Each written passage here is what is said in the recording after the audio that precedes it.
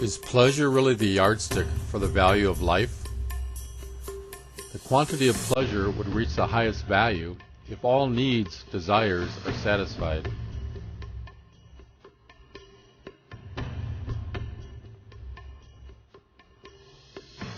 The value of pleasure is measured by the needs of life. If I hunger for 2 pieces of bread and get 1, the pleasure only has half the value. The quality of an immediate pleasure reaches the highest value when its duration and degree coincides with our desire.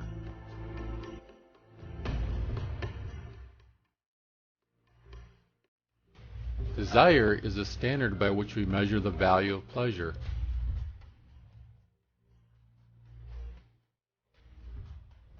The question is not whether there is more pleasure or pain, but whether the will is strong enough to overcome the pain.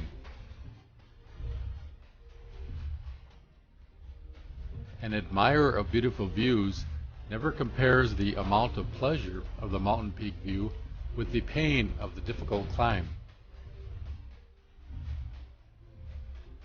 but considers whether his intensity of desire will be sufficient to overcome all difficulties.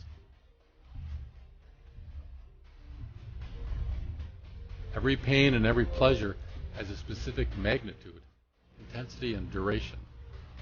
We can compare the magnitudes of different kinds of pleasurable sensations with each other.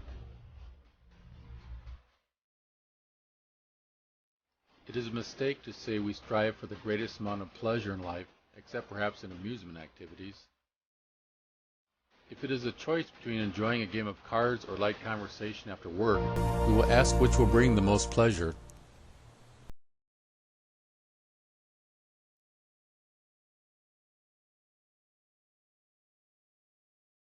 The pessimistic moralist presents the pursuit of happiness as an impossibility, so that we will dedicate ourselves to the proper moral tasks.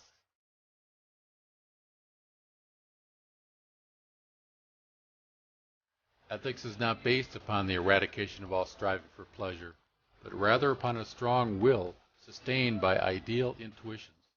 They are our own intuitions, the driving forces harnessed by our spirit.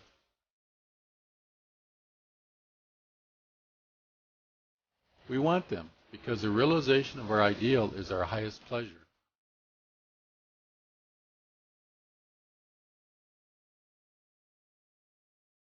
We will strive for ethical ideals if our moral imagination is active enough to inspire us with intuitions.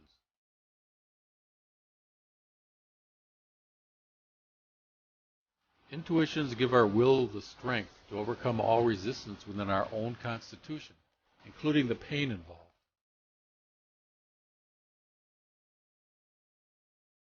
The realization of one's sublimely great ideals will bring a joy that makes the gratification of commonplace desires a mere triviality.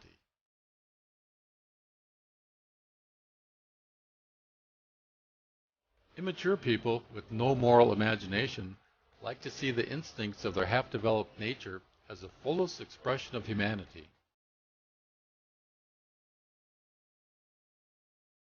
And dismiss all moral ideas not created by them, so that they can fulfill themselves without restriction.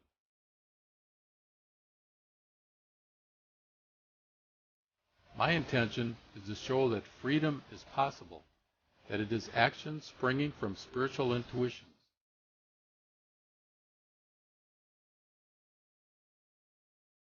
But not of actions carried out under sensual or emotional constraints. Mature individuals give themselves their own value.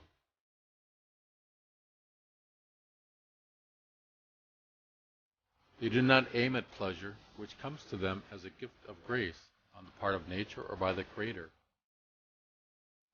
Nor do they live for the sake of duty, after having renounced the craving for pleasure.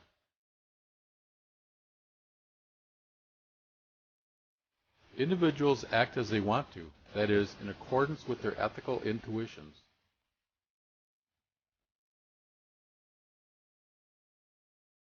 And they find in the achievement of what they want the true joy of life.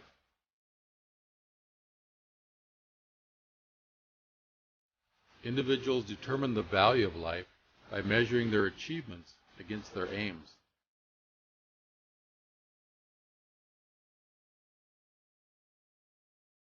The individual who knows himself through and through is his own master and own assessor.